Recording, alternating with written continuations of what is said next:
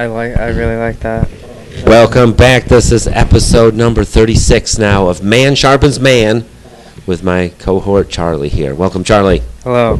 Welcome. I was just about to dig a big reveal to Charlie. There's a podcast we both watch called The Family Hour, Duncan Trussell's Family Hour. And the little jingle on the beginning song he has, you know what that is, Charlie? No, I do not. It is, and no one mostly, it is a fucking clip from the Jones Family Children's Choir.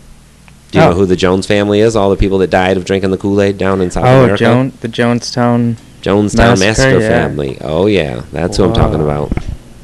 That's interesting. Isn't that weird? Duncan Trussell would definitely do that. That's some weird shit. So he basically took some children's choir music and remixed it into his little intro. And it sounds all happy and upbeat, but those are all dead kids you hear singing. Yeah, it's like Charles Manson's music. Yeah, it's funny. We're talking about that. See how the universe makes you talk about stuff? We're talking about weird cult shit all of a sudden randomly. We didn't plan this. Did we plan this, Charlie? No. And who died today?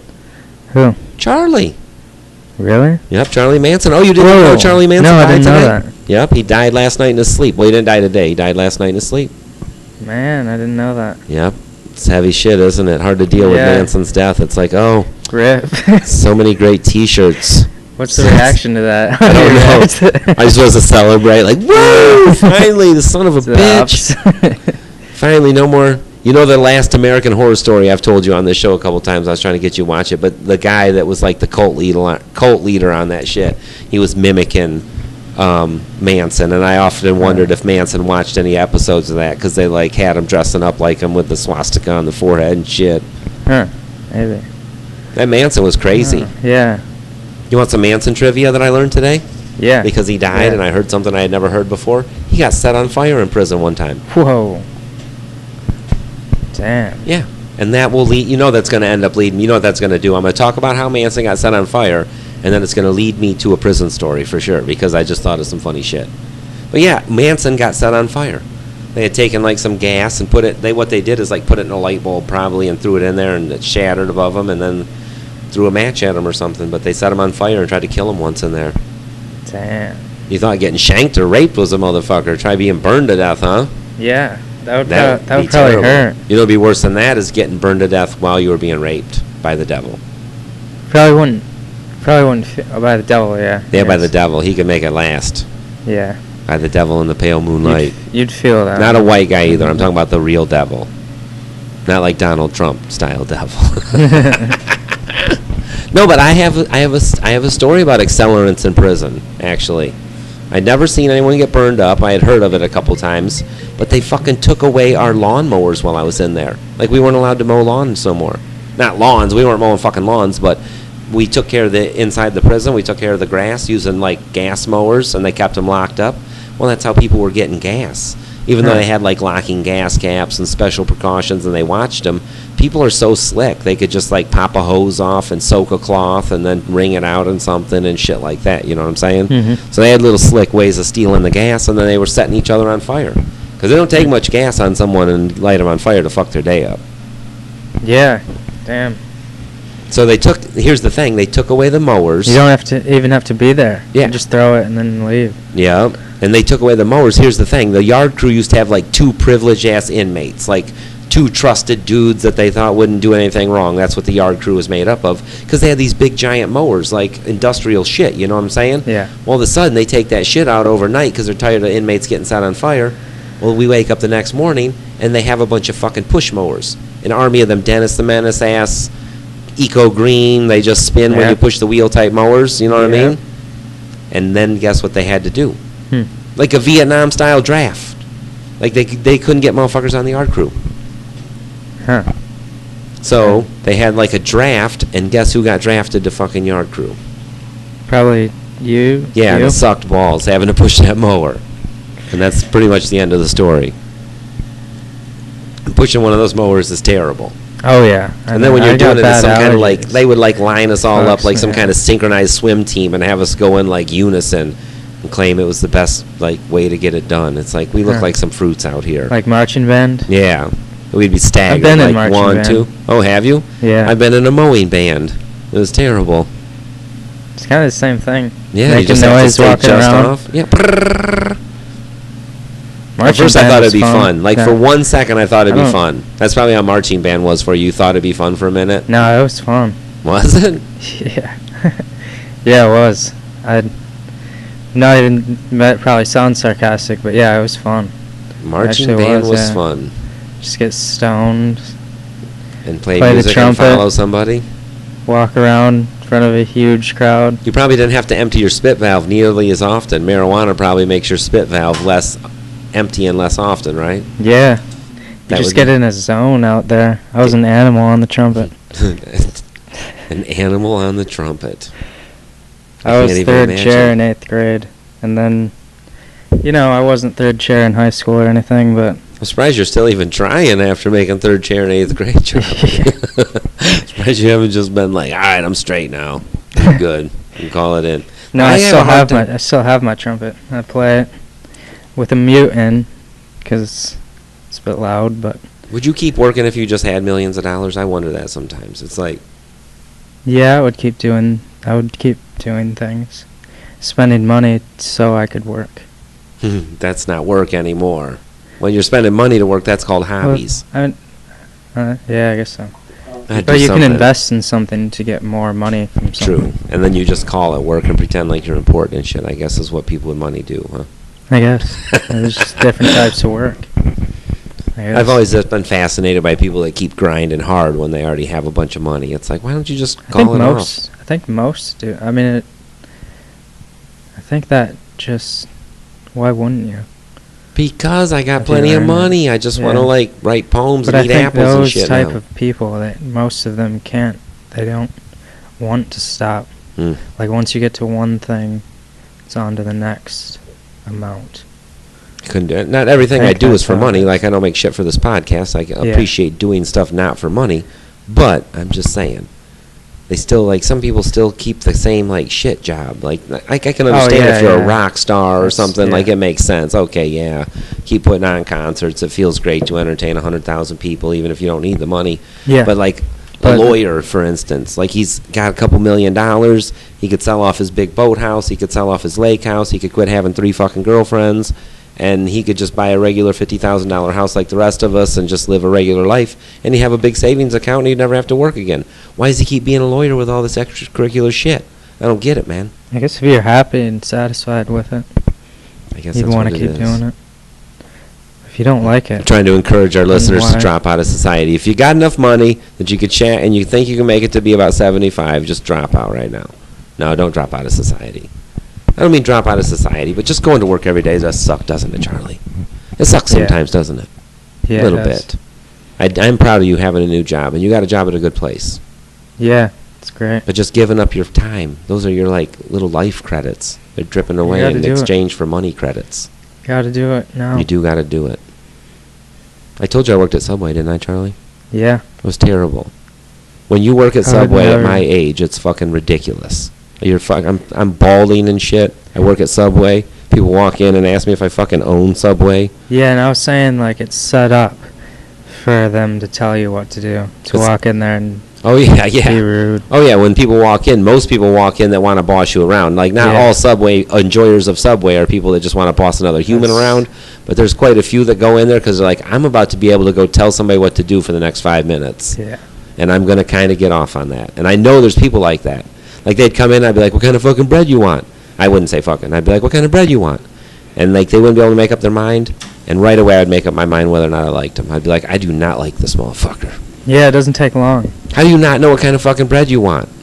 There's yeah, you 4 gotta walk in choices. there and be ready. You got to be ready. If you're not ready, then why are you stepping up? Right, why are you stepping to Subway? Go to some place where you can pick a number. If you Yeah. can't make decisions, don't come to fucking Subway. There's like 37 decisions going to be Fucking made. sick of that shit, dude. Oh, Charlie, it's terrible. We should do a thing where we go up to Subway and record it. I'm always nice to the Subway employee. Like, the employee, I'm nice as shit to him, and, like, I give him a tip. But while Yeah. I'm there and I see people getting sandwich, I'm always judging them. Like, Yeah. you're not telling the guy what you want fast enough. You're being a dick. Because they don't tip. There's no tip at Subway, Charlie. It's a big difference. Yeah. If there was a tip, it would make a difference. That sucks. That's a lot of be one-on-one to serving not people get a and tip for. Need some kind of reward for it. See how you're doing. Something. And those gloves are terrible. Those little chintzy gloves that those guys are wearing, just encourage them not to wash their hands even more. Those just come from scrubbing the toilet because they're putting on that little thin layer of nothing. They're like, I'm fine. I don't got to knock the germs off these fuckers. Like, I think I'm not a proponent of those gloves in food service. Like, I know when the guy has a neck tattoo, you don't want his flesh touching your food. But at the same time, you're like, come on. These gloves, they don't do shit, Charlie. Huh. They don't do shit. I used to sell cigarettes out of those glove fingers when I was a young kid, Charlie, in prison. Why do the glove fingers? They work as good containers. You could put like okay. 7 cigarettes in there and kind of stretch them out and tie them in a little knot, and I'd sell them as quarter packs. I'd sell them for a stamp a piece. Originally I'd sell them for a quarter when there was money in prison. I watched their go from being money in prison to not be money in prison. Just credit cards? No, they switched to like stamps. That's weird. They made us like everything we bought from the store. We had to fill out a store list. And then for each other, the black market, buying drugs and whatever from each other, you'd use stamps. Huh. It's like the fucking gold reserve or something like that. Something. And like dudes would actually feel wealthy if they had hundreds of thousands of stamps. Wow. Like there was dudes with huge piles of stamps, and they loved it. Huh. But they weren't really worth shit in the real world. Like they're not really worth anything, but you could use them to buy shit in prison. Like we all agreed they were worth money. It's like the rappers with the money in their videos, except they have a bunch of stamps. Hell yeah, I seen motherfuckers doing that shit, making it rain on them in the bed, and they were laying in the stamps. I'm surprised I didn't see somebody with like a big pile of stamps over their D. Look at me. Look, it takes $100 worth of stamps to cover my dick. Yeah, you could light a big pack of stamps on fire. Yeah, just like you don't give them stamps. Yeah. Or just like lick stamps for the taste of it. I already do that. A little fucking tie one on thanks to the stamp. A little buzz off that. I used to love licking. I did. And I can't lie. That's probably why I eat so much pussy as an adult. But when I was a kid, I would lick any stamps I could find. Like they would mail me. Like I could have got tricked into taking LSD a million times because anything they'd mail me was stamps. Like the stamp clubs and put a stamp here and the shit you're supposed to mail in for Publishers Clearinghouse. Yeah. I was licking that shit and sticking it on there and not even mailing it in. I was just doing it for fun. Yeah, man, once you start doing it, you just can't stop. The taste of that glue is tremendous. It's delicious. Have you ever done the glue cast on your hand where you put some glue on there and let it dry and then peel off your dead skin layer? Yeah. Oh, there's almost nothing quite so satisfying. Yeah. Nothing quite so great. You're gonna have to do that soon. I haven't done it in a while. It will be. You should do it on stage once. Go up there with a fucking glue on the back of your hand and then peel it on stage. Be like, hang on. People will get it. That'd be some...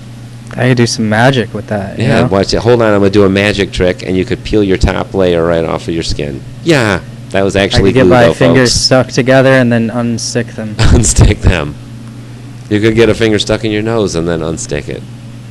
Yeah. I got my finger stuck to the counter when I was a kid with super glue. Huh. And I ripped a little piece of the counter off, getting my finger off. Damn. Yeah. Desperate times call for butter knives. Yeah. Super glue is powerful these days. It's instant. Yeah. And it's instant. You don't know that the first time you touch it. You think it's like glue where you can put it on there and you got to hold the shit together for a minute. Nope. It is instant. Now. You get high off super glue too? Or is it just the other glue? I think it would kill you. I think it's only like alcohol-y glue or something. That super glue, boy, that shit sticks to fingerprints. I bet you if you huff that into your lungs, it would like stick to your little lung sacs and just like kill you. Wonder what would happen if you drank it, like ate it. Oh, I don't know. That would probably not be delicious, though. It wouldn't be like the Elmer's glue. They sell big-ass tubs of Elmer's glue now. The size of Elmer's glue that they sell has gone way up. And you know why it's gone up? It's a disgusting reason, too. Fucking slime. Slime. Well, kids are making slime. Oh, okay. They have little YouTube science videos on how you can take some Elmer's glue and boric acid or some shit, and you make glittery slime or crap, and every little kid that's 10 sees it and is like, I want to make slime. So their mom runs up to Walmart, and instead of buying 85 fucking little mini glues, they've started selling the Econo 1-gallon jugs at Walmart because they know people want it for slime. They even sell the other ingredients on the end cap right by the glue because they know you want to come make the YouTube slime. And they're getting high while they're making the slime too. They got to be banging the slime like I was the He-Man slime. They used to sell slime with a He-Man castle. Wow. It was deep. It was a deep bucket of slime. No, I never banged the slime. I never did. I thought of banging the slime. When you're a kid, you think of everything. Yeah. You do. You think of it all. It's a dirty world. I'm glad they don't make stuff I think it's intentional, but if you really look around, there's not many things that are like made big enough around that a penis fits comfortably inside of them. They're either way too big or way too small. You know, like drinking bottles and they're made in containers. China. They're made in China. Is that what it is? Yeah. Because there's nothing that's like, you can't, there's nothing that you just look around and you're like, if there was something I could randomly stick my wiener in, everything is either too little or too big. There's nothing that's just right. Except for, things that are supposed to be just right, generally speaking. But that's why they make fleshlights and shit like that. They make those now. Quite a few male sex toys coming out. That's a good thing. That's not a gross thing. I think it should be fair. It's fair game. Like, if girls are able to buy a stick, guys should be able to buy a can or whatever. I don't want one. I'm good. You say a Pringles can. They're too expensive, and cleanup is too much. I couldn't clean it up. It's like having both parts then. You just put it in your dishwasher, actually. Oh. I don't know if I could do that. I don't know if I could eat out of the dishwasher then. I might be able to, but that's the only terrible part. I don't want to have to clean both kinds. Like, I'm lucky I'm a guy because cleanup's a breeze. I can just do the whoop, and it's done. Like, as a girl, there's a couple steps I wouldn't even want to tend to. I would be a nasty girl for sure. I wouldn't want to tend to all the extra work. I'm done having sex. I got to empty this thing out now. It's terrible. Yeah. That would be a lot more to have to do, probably. It's a lot more to deal with. Thank goodness I'm not a girl, Charlie. The world can breathe easy knowing that LJ is just a regular old guy, regular comedian. Yeah. That's good to know. Good to know. So what else is going on, Charlie? You said you're going to start a revolution. What are you doing? I'm actually starting a blog and a podcast. That will be definitely in conjunction with this one. A blogcast. Yeah, we'll be like Sister Cities. Oh, yeah. And I'll definitely have you on. Twin and Cities. have other people on. Twin It's called Cities. The Charlie. It's going to be called The Charlie Show. And I just started recording it yesterday. Isn't it fun, though, kind of recording shit? It's fun, Yeah, I Charlie. got the intro and everything, and then, I don't know, I'm going to see if I might have someone on, maybe not. But the blog is settlescomedy.wordpress.com. It's where, 2007 style, doing it. Doing a little bit of a throwback, huh? Yeah. Nice. Start a blog like they did in 2000. No, a blog is a fun thing. It'll help you put your shit in order and keep your thoughts. Yeah. Yeah, I'm excited for that. You should be. Gonna document things for all of our fans. And it's going to be a wild roller coaster ride on there. And I'll keep myself accountable too. Stay busy and have a log of what I'm doing. Have a centralized place for the stuff that I'm working on. It's not a bad idea. I think that's kind of what this is, but I don't know it. See, my ideas come to life in a weird fucking way, Charlie. Like, I don't even know what's going on. It's like someone else is guiding my hand most of the time. I don't know what the fuck I'm doing. Like, when I had to start a podcast, I have no idea. But now I love how it's a place, like you said, to like gather my thoughts. I have some ideas. It gives me a little focal point. Yeah. It's a fun thing. It's a good thing. It's like this is almost my diary. We get on here, we chit chat. I told Charlie some deep shit. What'd you think about my prison story, Charlie? I'd never told you so much about being in prison, had I? Some fucked up shit, isn't it? I gave Charlie my incarceration tale today. All the court stuff and trial stuff was interesting. Oh, I should talk to you today. You know where they held my trial at? It was at the fairgrounds. There wasn't room at the courthouse, so they had it at the fairgrounds pavilions. They had a big pole barn building there. So there's like a park around it. Yeah. There's like people playing in the park. Yeah, it's right where the Coliseum is. You know where the Coliseum is in town? In Kalkaska? Yeah, it was right back in there. Where that pavilion is where they show horses and shit at 4-H now. The fuck? Yeah, that's where they had my fucking trial. There's baseball fields over there. Yeah, there's kids baseball. like this is real shit. They had the fucking, they would have these things called Saturday Night Live or some kind of shit where you would go dance at the pole barn and they'd play music and it was like an underage dance thing with no alcohol and there'd be a couple cops guarding the place. And it was kind of fun. I didn't go up there very much. I used to go up there and try to sniff some girls' panties once in a while. But so I went from doing dances, high school dances in this place to fucking couple months later they got me on like Judas trial in this motherfucker hanging me up. Just changes the whole idea of that building. It makes it a little sadder, doesn't it? Yeah. They hung your boy in there. They were terrible in there. You know another thing I never tell, like I never tell people about this. It's a terrible thing. I'm not proud of this. But at the end of my trial, when the jury came back and found me guilty, okay, I just couldn't take it. I fucking lost my shit. Like, I couldn't believe they had found me guilty. And so I'm like standing there, and they do this thing called polling the jury. Do you know what that is? They go and they ask each individual member their finding, right? So if the jury comes back and the foreman says you're guilty, then there's still one more thing to do that your lawyer can say, Your Honor, I'd like the jury polled. That way, if there's like one jury member that was just like being quiet or something, he'll be like, I thought he was not guilty or something. You know, it never happens, but it's a technicality that your lawyer's allowed to do. So my lawyer, being a paid lawyer and a good lawyer to some degree, he fucking polled the jury at the end. And so they each were standing up going, I blah, blah, blah. You know, they have like an official way they got to say it and shit. Well, they got to like the fucking fourth or fifth or seventh juror or something like that, and I just couldn't take hearing the shit no more, and I snapped. And I fucking ran towards the prosecutor and tried to pick up a chair. I was screaming I was going to kill him and his family and everybody else that he knew. And the jury and the judge is still sitting there, and like all of a sudden the cop tackled me to the ground. Like, people are pouncing on me. They're trying to, like, my mom's up there crying. She's trying to cover my mouth because she knows I'm only doing damage with all this. I'm going to kill everyone shit I'm yelling. But I was fucking enraged. I couldn't believe I'd been found guilty. So I was fucking flipping the fuck out. I was trying to get at that prosecutor. But the cop tackled me. He was a good cop. He tackled me before I could swing the chair. Knocked me to the ground. Like, I didn't even get a chance to pick it up. I was like Jerry Springer. I was running towards him, and there was a chair between me and him, and I was grabbing the chair, and in my mind I was going to hit him with it, but as soon as I touched the chair, somebody hit me, and boom, I got tackled to the ground.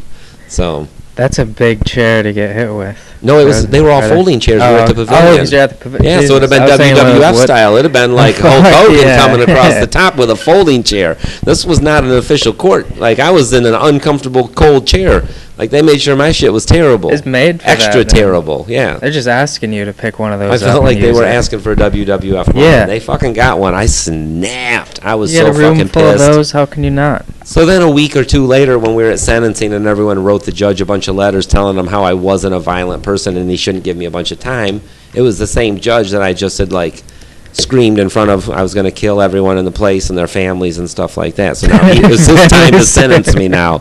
I was like, I don't know if this was a good strategic move at the sentencing. I was thinking when he gave me so much time, too.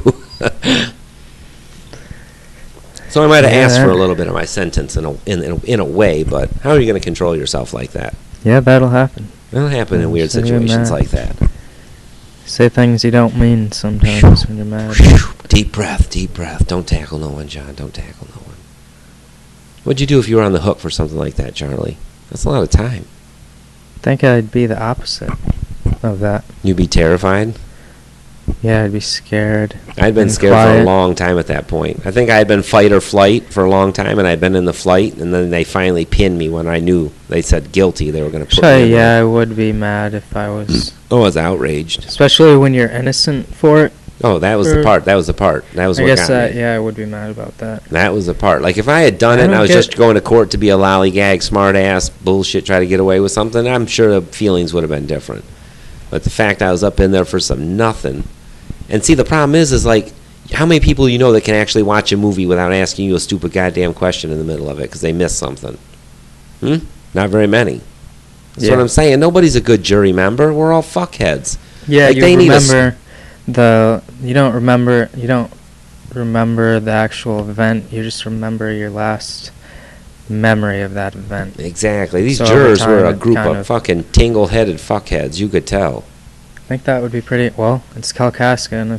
Oh, it's terrible. That's why I make the jokes about it having 3 Ks in its name. There's some racist fuckers. You know what? During my trial, they brought up the fact that when they searched my house that I had a large collection of rap music. That was said at my trial. It was 2004, Charlie. No, it was 1994, not 2004. It was 1994. It was a different time. I got out in 2004. It's like, fuck the police... Yeah. Music. Yeah, that was on. I had that. Like, my first CD I ever bought was Cop Killer. And I didn't buy it because I wanted to kill cops. It was just I had just got a CD player, and Ice-T just came out with a CD called Cop Killer, and it was super controversial. And I had to have it, so I bought it. And then they outlawed the CD, actually. Whoa. This was before your time. Awesome. They actually said... They didn't outlaw it, but they asked him to pull it and take the song off, and he did. It was a pretty bad song. It was like, I got my black gloves on, got my ski mask on, I got my headlights turned off. It was almost like a diagram on how to shoot a cop, because he's like, I got gloves on and a ski mask, got my headlights turned off, I'm driving around, I got a shotgun sitting on the side of the window, and as soon as he pulls me over, I'm going to just shoot him as soon as he walks up the window. It was basically like the premise of the song, and it's like, this is a diagram on how to shoot a cop, man. So it's pretty informational. It was pretty informational. informational. So if you listen, you can... Now you have Ice-T's first, and now Ice-T is a cop on Law and Order. Huh. What the fuck? That's crazy. The universe, huh? Well, Cheech is always playing cops, from Cheech and Chong. Yeah. Cheech is all sold. He doesn't do shit. Chong is still a pothead and crazy like he was when they were Cheech and Chong. But Cheech is like a Disney voice and a weirdo right now. Huh. He's probably a Scientologist. I don't have any idea. Damn.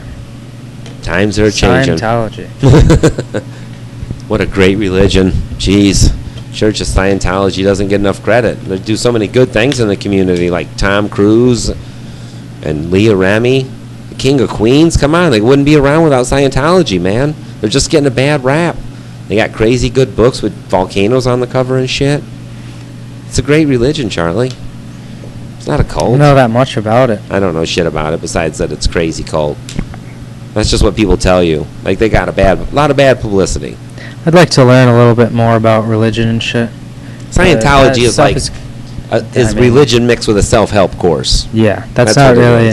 That's a different kind of thing. It preys on vulnerable people that want someone to tell them that they're great and they're good, and they think that waking up and getting that kind of reinforcement every day is what'll get you moving.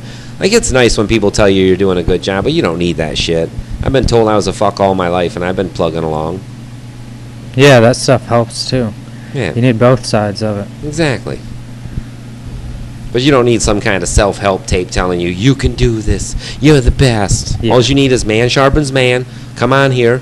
Let me fucking toughen you up a little. Like, people need me to toughen them up a little bit, I feel like, Charlie, once in a while. I feel that's my gift I brought from prison.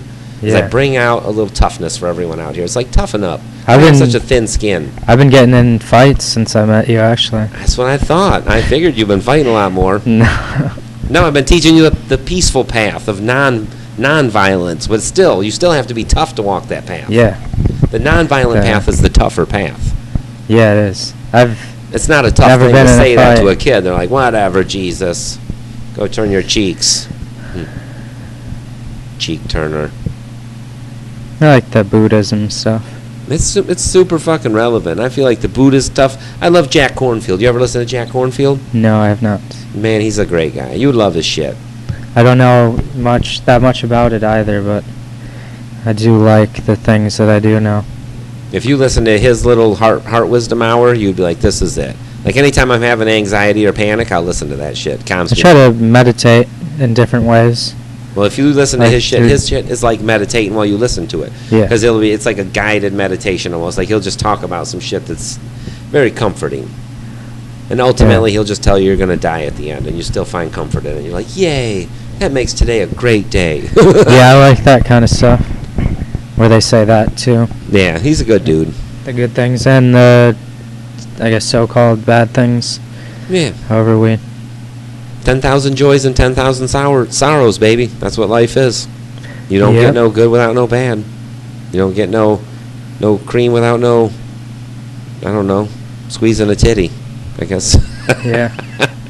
I don't know, that's a horrible analogy. But life is life, man. Sometimes it's good, sometimes it's bad. You're born to die, ultimately.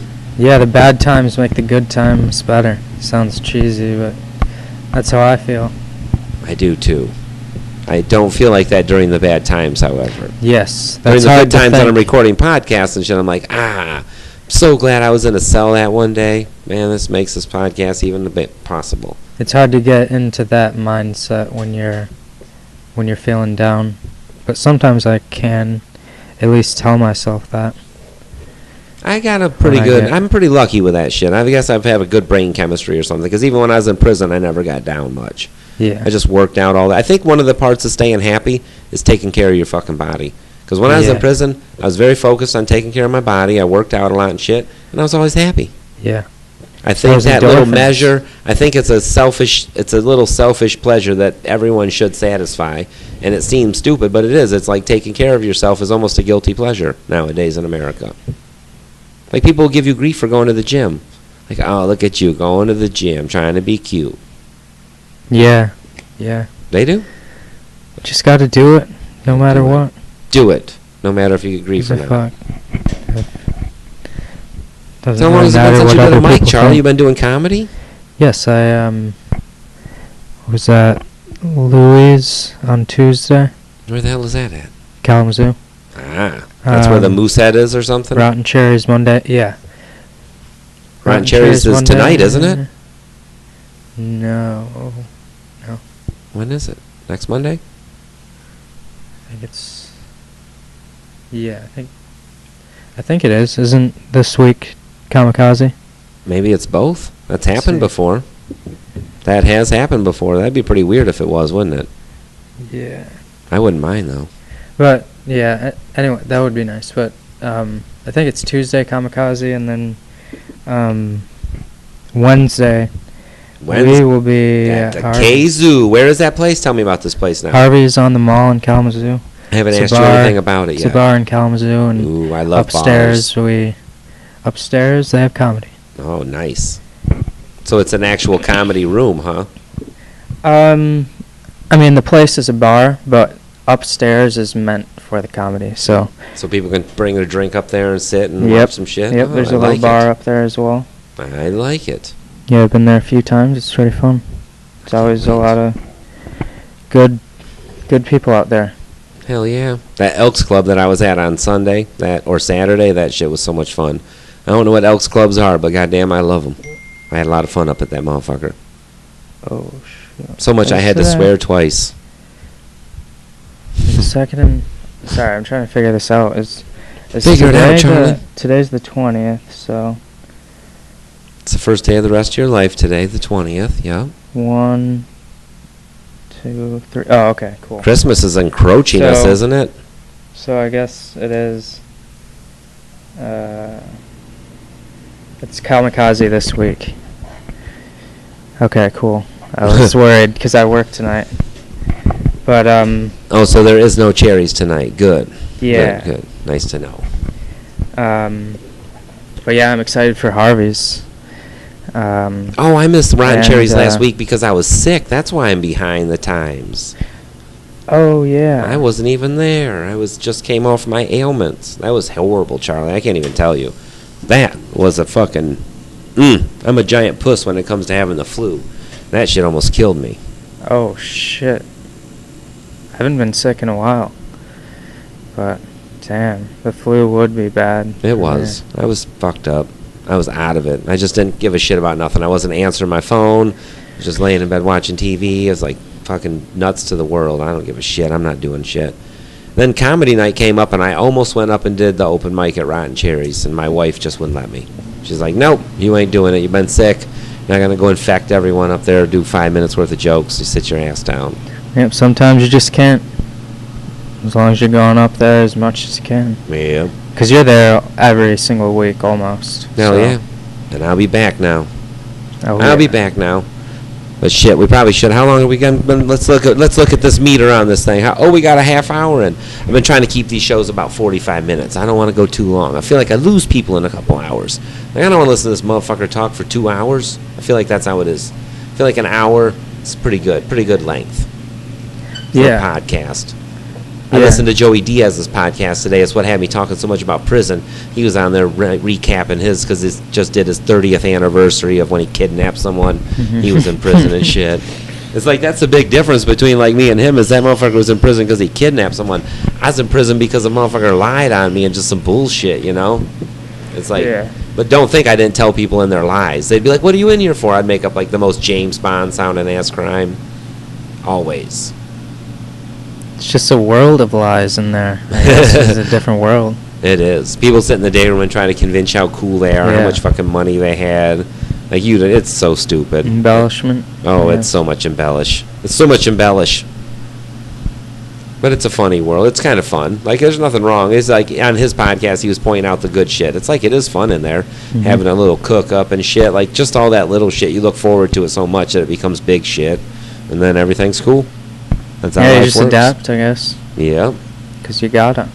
Yep, you think you need a Starbucks every day, and then you realize that a little instant shot of coffee is kind of fucking nice, you know? Yeah. That's the difference, you know?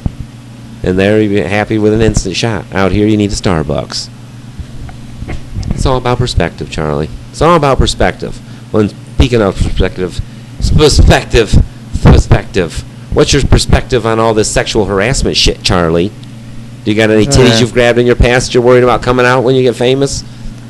No, Me I don't. neither. That's just No. retarded. They're just being There's a so lot oversensitive. going We can't empower the ability to accuse someone too much is the only thing I'm afraid of, because otherwise you can just take someone down by being like, he did this. I think and that's I know the risk of that personally. Yeah, I think that's the one side of it that's a little. That's the scary slope. Yeah. Like, you don't even want to talk about it because then you sound like you're on the side of the pedophiles.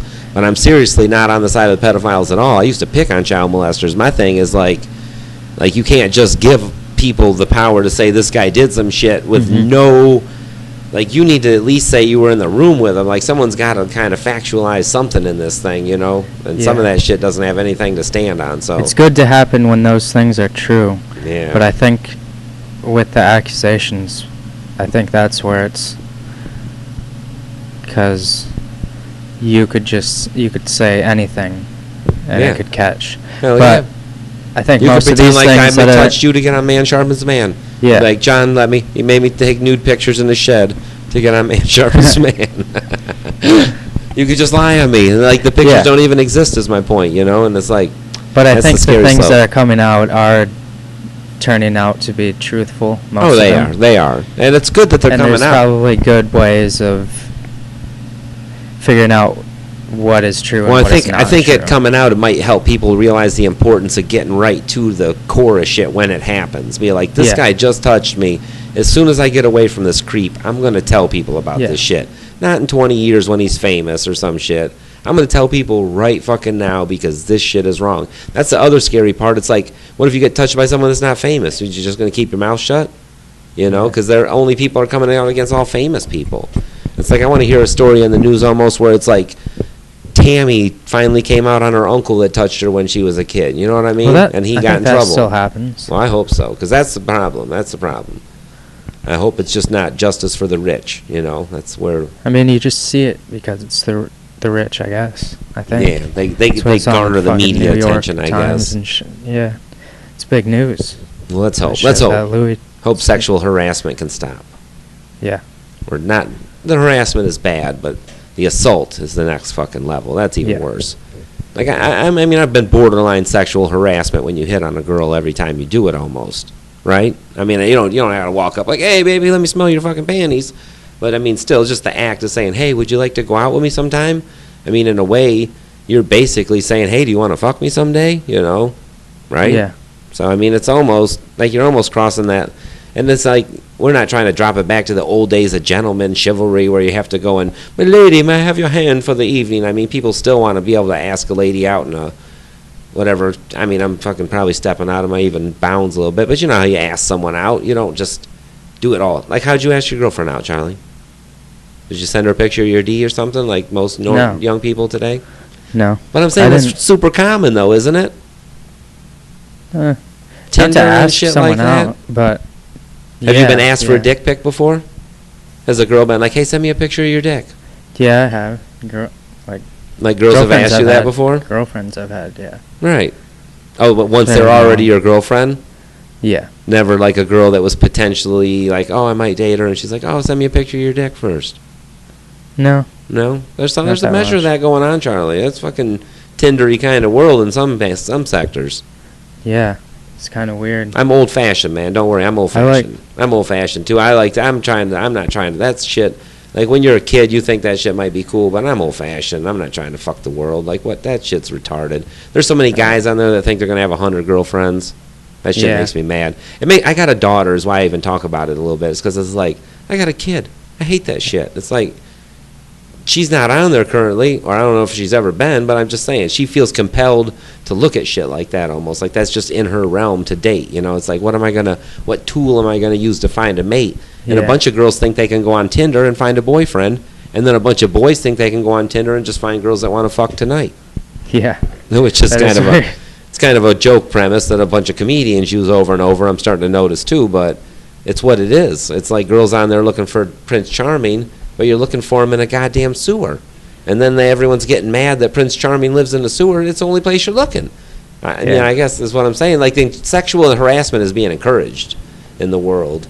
At the same time, the news media is talking out about it. Look at the 100 million things that are encouraging it in the world. Yeah, that's with the things problem. changing. And none of that shit is changing. No one's like going, oh, well, Tinder's a fucked up problem. No one's saying that right now.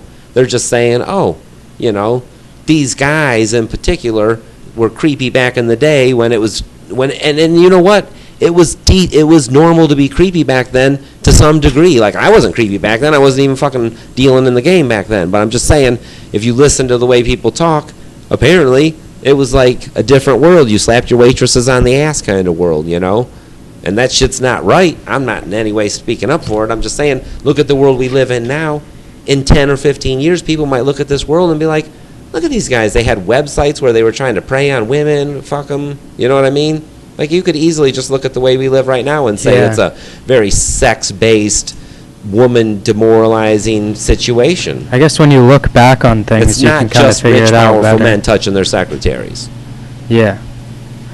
When you do look back at things like that, where you see how it was creepy in a different way, I guess you could think that we're creepy right now. Sense. Yeah, just pretending like we ain't. Later,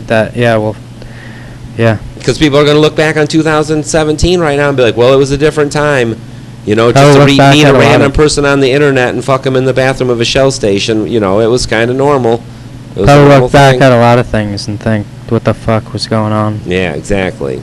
Because we're kind of used to weird shit now, but with all of this stuff going on and politics... It really puts a light to me on how quick the world's been moving, because it hasn't been that long. Desensitized. It hasn't been that long, Charlie. Smartphones aren't that old. Yeah. But the smartphone has been the single biggest changer. And when they started, when smartphones came around? This is some old hoodoo voodoo shit. But the Mayans said the world would take a big change in 2012, and in 2012, that fucking smartphone became a real prevalent thing in society. Yeah, I think you told me that. It stands out to me. It's right around the same timeline. I look at that and think about that. Oh, it is. Because it's almost like I look at our DNA almost sometimes and think that shit is a code. And that's the reason you're addicted to your technology almost. Because you have this code in you pushing you to want to push this technology and push the whole human species. We're becoming closer and closer to technology. Right. We're going to start becoming technology. Exactly. And pretty soon a machine is going to be born. So we have machines inside of us. And it's going to have human DNA because we're the ones that built it. Mm-hmm. Like, DNA is the code that's unlocking machinery. Like, that shit sounds like some crazy fucking, PCP fucking rant. But that's if you really get down to the nuts and bolts and think about that shit makes a lot of sense, doesn't it, Charlie? Yeah, it does. It's interesting. It is interesting. It's too much for one mind to really take, almost. Like, it's fun to think about and touch on, but when you really start to get into the depth of it and the implications of it and what does that mean, it's almost too much to even think about. Yeah. Were we a seed? Were we blown here through the cosmic wind to create a fucking super intelligence that can communicate across time and space with whoever blew us off into the wind like a dandelion? We're like a seed compared to everything else out there. We really That's how are. I like to think of it. I feel like if Earth cool. drifted out of orbit and smashed into other planets, the DNA and the life and the organisms, they would all die, but just from death comes life. The little bacterias would live, something would live, and that planet would be seeded. So I almost feel like Earth could be a seed one day, even if it blew into pieces and we all died. Like, I feel like this technology could spring up somewhere else just from the seed of what we have. Yeah, because when we die, we just turn into a bunch of different organisms. Yeah. So I guess the Earth... You're way more organisms right now than you even give credit. Like, your whole body is full of DNA that don't belong to you. You have a gut full of bacteria helping you. You have all kinds of shit living inside of you that's like coexisting with you. Yeah.